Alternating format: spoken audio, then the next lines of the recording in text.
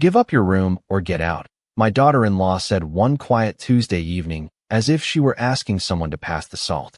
I remember the exact moment because the house felt strangely still when she said it, like the air itself paused to hear whether my own son would say something. Jason didn't. He just kept looking down at his plate, slowly pushing a piece of chicken around with his fork like the answer might be hiding under it. I didn't argue. I didn't raise my voice. I simply nodded once and finished my dinner. I'm Margaret Whitmore, and at 68 years old I've learned that the most important decisions in life rarely happen during the loud moments. They happen during the quiet ones, when everyone thinks you're too tired or too old to fight back. The dining room looked the same as it had for decades. The oak table my husband Daniel and I bought from a furniture store outside Columbus still held the faint scratches from years of family dinners. The brass chandelier above us cast the same warm glow it always had, though lately the house felt less like a home and more like a place where I was slowly being moved aside.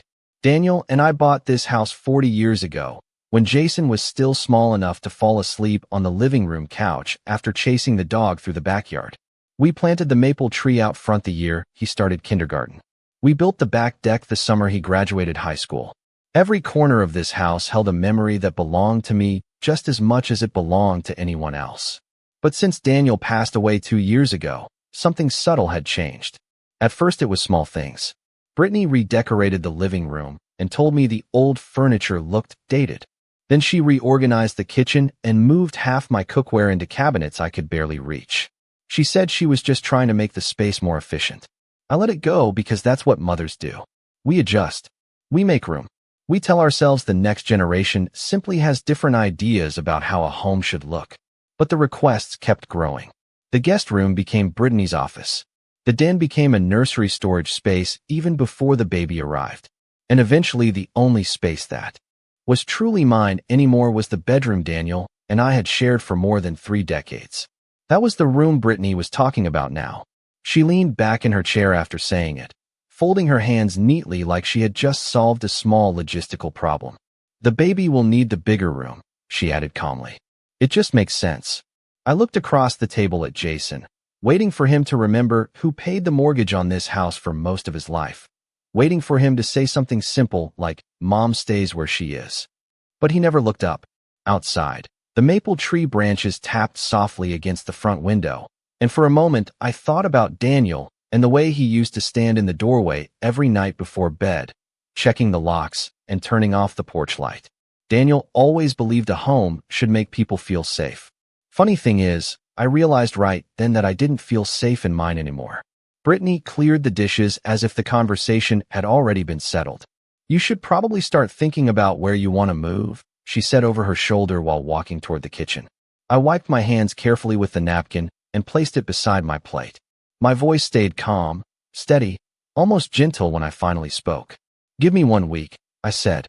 Brittany didn't even turn around. That should be plenty of time. She thought I meant time to leave. What she didn't know yet was that the quietest people at the table are often the ones already planning their next move. I slept very little that night after the dinner conversation. Not because of anger, but because the house sounded different when you realized you might not belong in it anymore. Every familiar sound seemed louder. The old refrigerator hummed in the kitchen. The hallway clock ticked with a slow, steady rhythm that Daniel had always insisted was comforting. I lay awake in the same bedroom, where we had slept for 34 years, and looked around at the quiet details that had once defined my life. The dresser Daniel built in his garage workshop still stood against the wall. The photograph of our 40th wedding anniversary sat beside the lamp. In the picture we were standing on the back deck, smiling at the camera while Jason held the grill spatula like it was a trophy. That was before Brittany came into the family. I do not mean that as criticism. For the first few years I truly believed she was good for my son. She was organized, ambitious, confident in ways I never was at her age. But confidence has a way of turning into ownership if nobody ever pushes back. Around 2 in the morning, I finally got up and walked down the hallway. The hardwood floors felt cool under my feet, and I noticed how carefully Brittany had begun changing things over the past year. The old family photos that once lined the hallway had been replaced with neutral artwork that looked like something from a home design catalog. Even the smell of the house had changed. Brittany liked citrus cleaning sprays that made everything smell like a hotel lobby instead of the cinnamon candles I used to burn every winter. I stood in the kitchen for a long time staring out the front window at the quiet street. Our neighborhood in Columbus had never been particularly flashy, but it had always been peaceful. Most of the houses were built in the late 1970s. Wide front porches, maple trees, sidewalks where children rode bicycles in slow circles during the summer evenings. Daniel used to say we picked the street because it felt like a place where people actually knew each other. That was still true. Across the road lived the Parkers, a retired couple who waved every morning when they walked their golden retriever. 2 houses down lived the Morales family, whose grandchildren visited every Sunday afternoon and filled the street with laughter. I had never imagined leaving this place. At sunrise, I made coffee the same way Daniel liked it, strong and simple, even though he had not been here to drink it for 2 years. Brittany came downstairs around 7 wearing a gray sweater and carrying her tablet. She barely looked at me as she opened the refrigerator.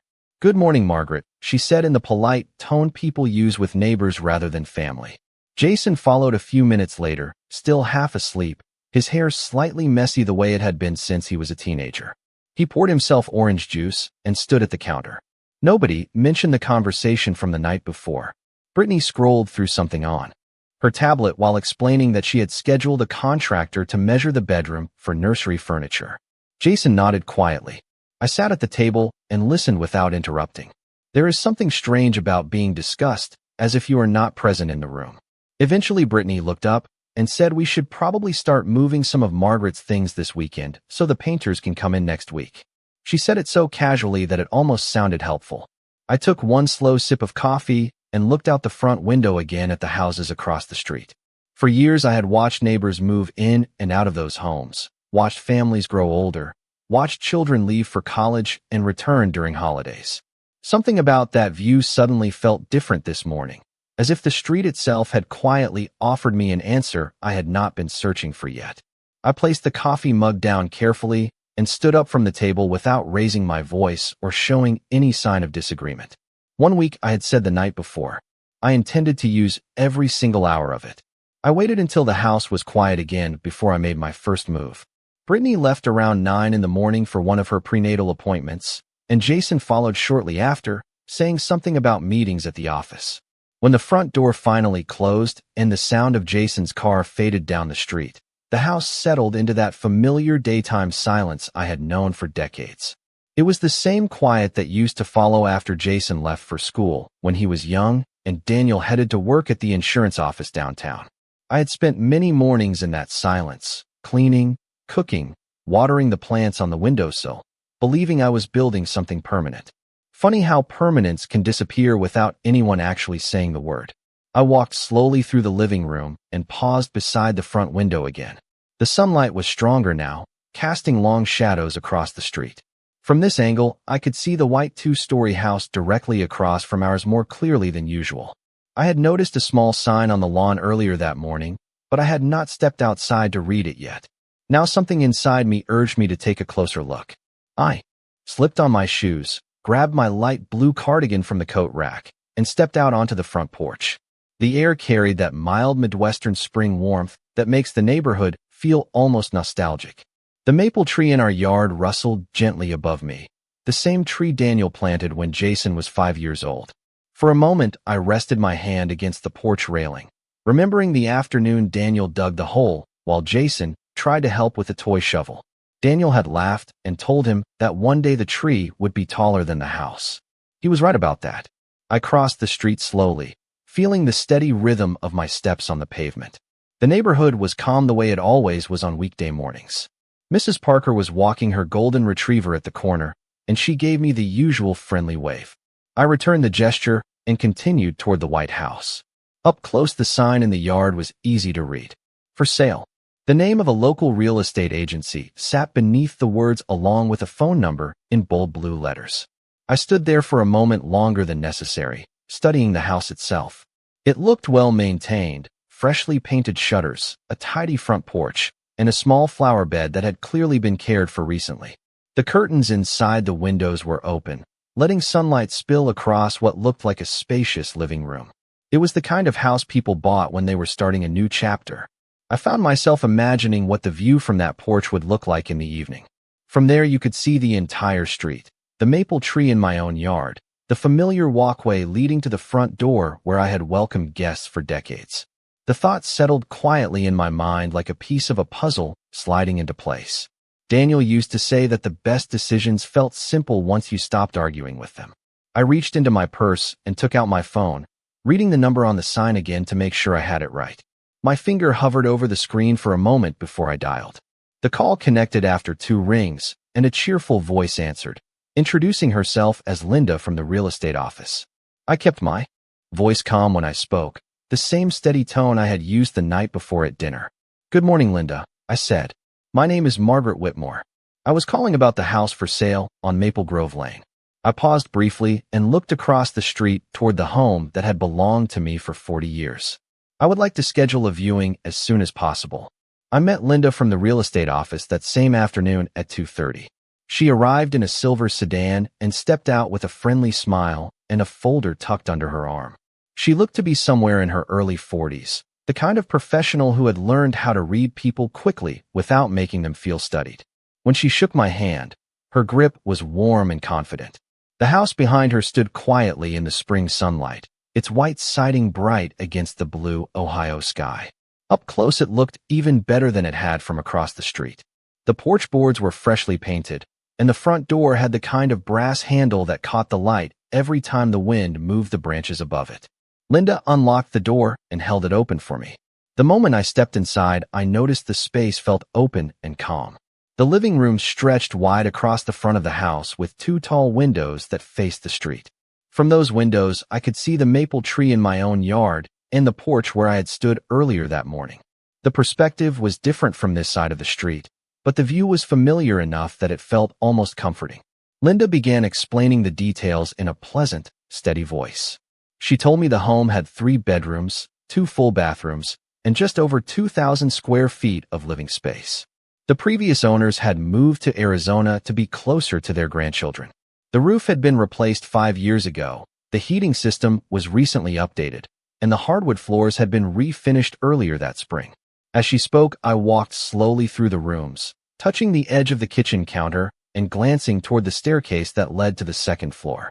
The house smelled faintly of fresh paint and lemon polish, a clean and hopeful scent that reminded me of the first day Daniel and I moved into our own home decades earlier.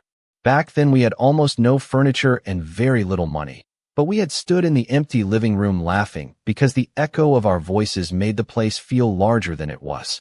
I moved toward the back of the house where the kitchen opened into a small dining area. Sunlight poured through the windows overlooking a modest backyard with a wooden fence and a single flowering dogwood tree. For a moment, I imagined placing a small table near the window, maybe a pair of chairs where morning coffee would taste especially good while the neighborhood woke up. Linda continued speaking about property taxes and recent inspections, but I had already begun noticing the quiet details that matter more than numbers. The hallway upstairs was wide enough for a bookshelf. The master bedroom faced the street, offering a clear view of the houses opposite. When I stepped near that window and looked out, the sight made me pause. Directly across the street stood the home where I had lived for 40 years. From this angle, I could see the porch railing Daniel had repaired one summer and the living room window where Jason used to wave goodbye on his way to school. Linda noticed my expression and asked gently if I was familiar with the neighborhood. I smiled and told her that I had lived across the street for most of my adult life. Her eyebrows lifted slightly in surprise before she laughed softly. "Well, that certainly makes this showing convenient," she said. I nodded once and looked around the room again, letting the quiet settle into my thoughts. Then I turned back to her with the same calm voice I had used the night before at the dinner table. "Linda," I said, "what is the asking price for the house?" I stood quietly for a moment after asking the question, watching Linda glance down at the papers in her folder. She flipped one page carefully and looked back up with a professional smile that suggested she had delivered this number many times before. "The asking price is $385,000, she said. Her voice carried the calm certainty of someone who expected that number to begin a negotiation.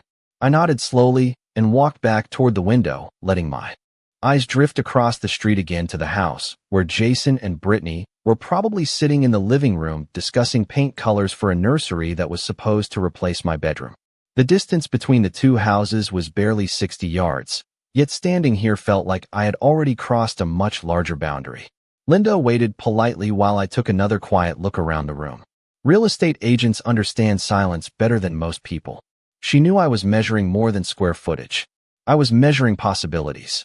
Daniel had always been careful with money, the sort of man who kept envelopes labeled for taxes, savings, and unexpected expenses. When we were younger, I used to tease him for being overly cautious, but after he passed away, I discovered just how thoughtful that caution had been.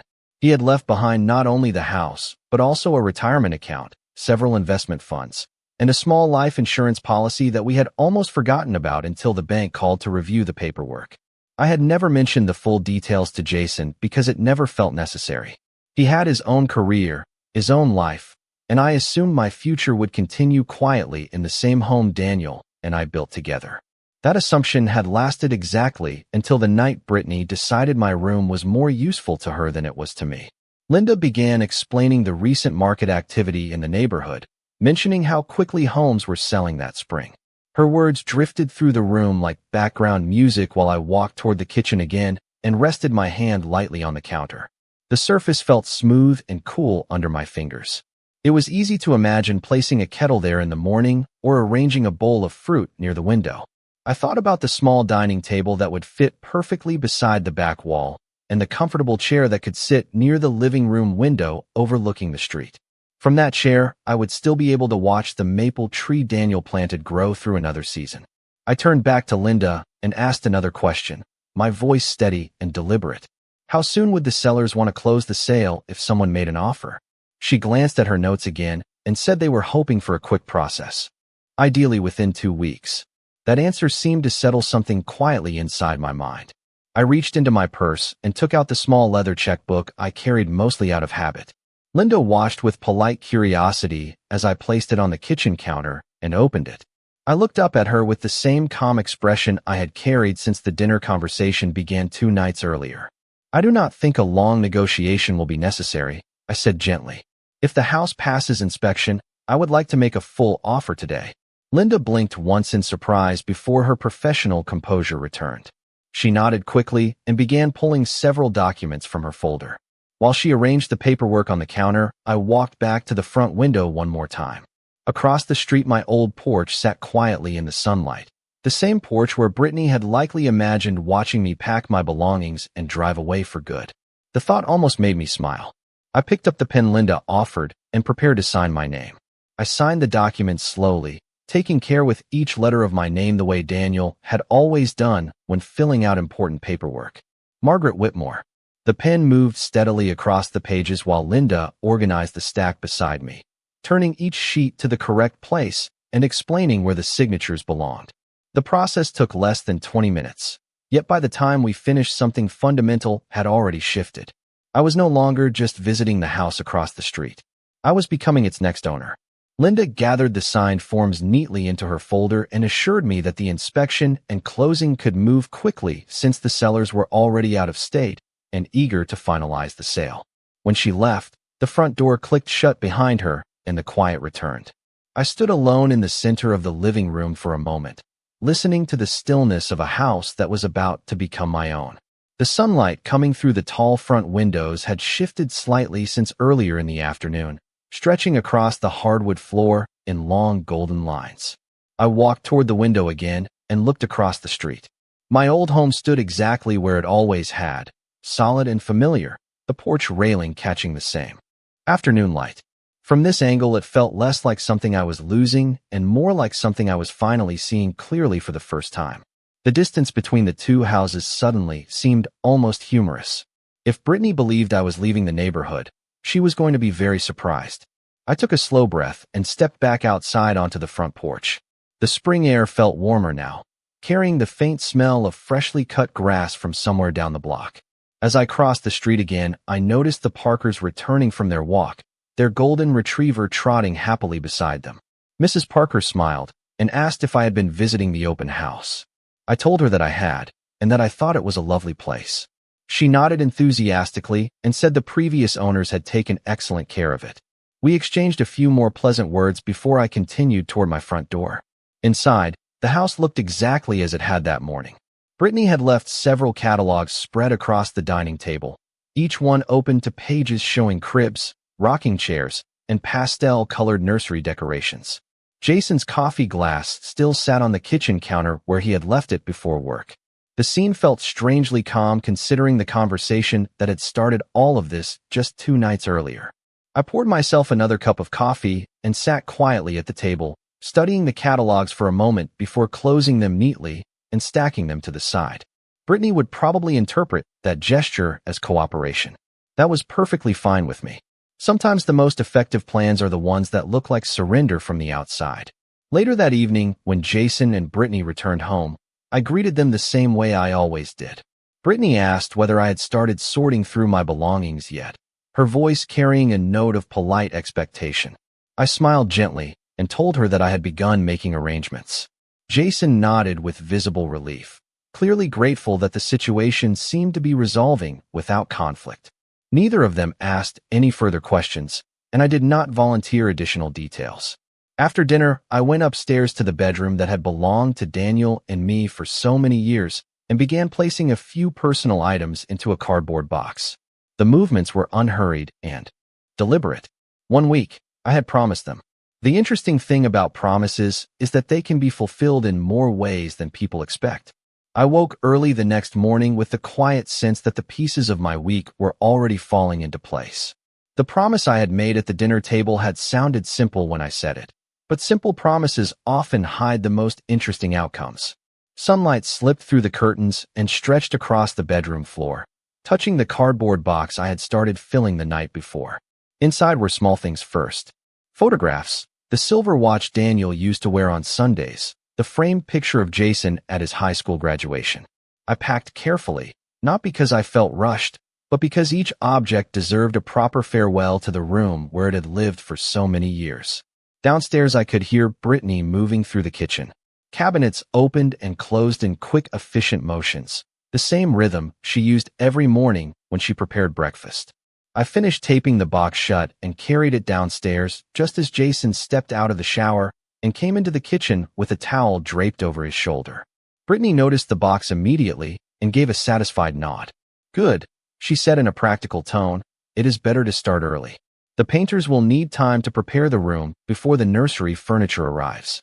I placed the box near the front hallway without correcting her assumption. Jason poured coffee into a mug and looked at the box with what seemed like a mixture of relief and mild embarrassment.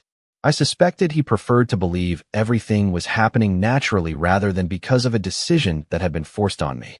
I sat at the table quietly while they discussed measurements for a crib and the color of the walls. Brittany had chosen a pale green shade that she said would make the room feel calm for the baby. Listening to her plan the transformation of my old bedroom might have hurt once, but that morning it felt strangely distant, almost like overhearing someone else's conversation in a waiting room. After breakfast, Jason left for work and Brittany gathered her purse for another appointment. Before walking out the door, she reminded me again that the moving process should probably be finished before the end of the week. I assured her calmly that everything was progressing exactly as planned. When the house was quiet again, I picked up my car keys and stepped outside. The air was bright and clear, the kind of morning that makes a neighborhood feel peaceful and predictable. I crossed the street once more and paused on the sidewalk in front of the White House. The sign in the yard had already been marked with a small red tag that read pending sale. Seeing that word there gave me a quiet sense of satisfaction. Inside, the house greeted me with the same stillness it had the day before. I walked through each room again, this time imagining where my own belongings would go. The dresser Daniel built would fit perfectly against the bedroom wall upstairs. The old armchair from the living room could sit beside the front window overlooking the street. From that chair, I would be able to see my former home clearly every morning. I stood there for a moment, picturing the expression Brittany might wear the first time she realized exactly where I had moved. Some surprises do not need dramatic announcements. Sometimes the most powerful reveal is simply living your life exactly where people least expect you to remain. I spent the next 2 days moving with the same quiet rhythm I had used when packing the first box. Not everything needed to go immediately. I chose only the things that truly belonged to me, the pieces of life that Daniel and I had built together over the years. The dresser he made in his garage workshop was the first large item I arranged to move. Early Wednesday morning, a small moving truck pulled into the driveway while Brittany was upstairs on a phone call with her sister. Two men carried the dresser carefully down the stairs and out the front door. Brittany leaned over the railing and watched with mild curiosity, assuming the furniture was headed to a storage unit or perhaps an apartment somewhere across town. She did not ask questions. I believe she preferred the version of events she had already imagined in her mind. Jason left for work shortly afterward, giving me a quick hug and thanking me again for being so understanding about the situation.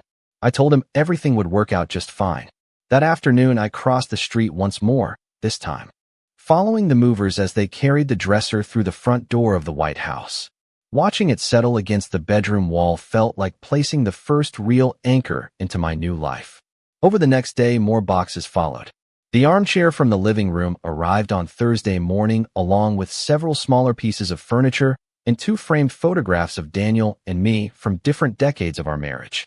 Each item found its place gradually, transforming the quiet, empty rooms into something familiar and warm.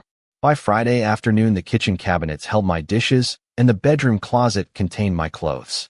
The house had begun to feel lived in, though I had still not officially spent the night there. That moment, I decided to save for the final step of the week. Back across the street, Brittany continued planning the nursery with increasing enthusiasm. I could hear her voice through the open windows discussing delivery dates for furniture and decorative shelves. She seemed confident that the house would soon belong entirely to her small, growing family. On Saturday morning, I carried the last box down the hallway of the old house. It contained a few books, a quilt Daniel's mother had sewn decades ago, and the small brass lamp that had sat beside our bed since the early 1990s.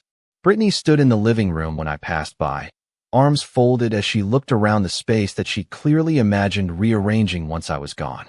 "Everything packed already?" she asked. I nodded gently and told her that my arrangements were complete. Jason offered to help load the final box into the car, but I told him it was light enough for me to carry. I stepped outside and placed it carefully in the back seat. The afternoon sunlight washed over the quiet street, and for a moment I simply stood there looking at both houses facing one another. Then I walked across the road for what felt like the most satisfying trip of the entire week. When I unlocked the door of the White House and stepped inside with the final box, the rooms welcomed me with the calm silence of a place that was finally ready to become home.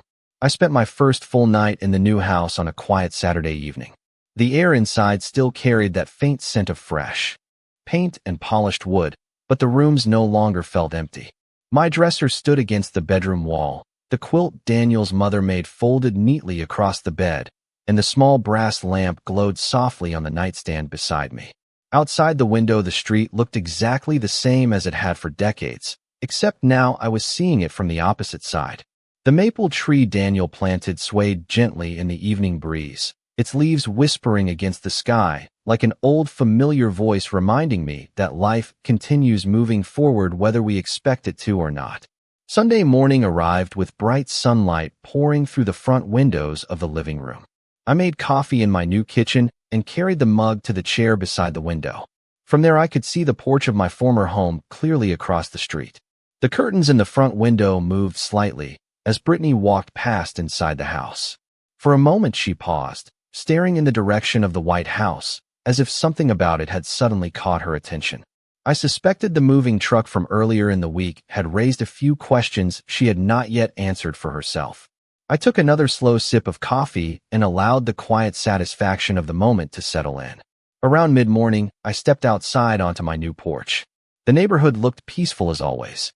The Parkers were watering their flower beds, and a few houses down a child rode a bicycle slowly along the sidewalk. I leaned against the railing and looked toward the house where I had lived for 40 years. The front door opened suddenly, and Brittany stepped out, holding a small box in her hands. She looked down the street first, then turned toward the opposite side and froze when she noticed me standing there. Her expression shifted from confusion to recognition in the space of a few seconds. I raised my hand in a polite wave, the same neighborly greeting I had offered her many mornings before.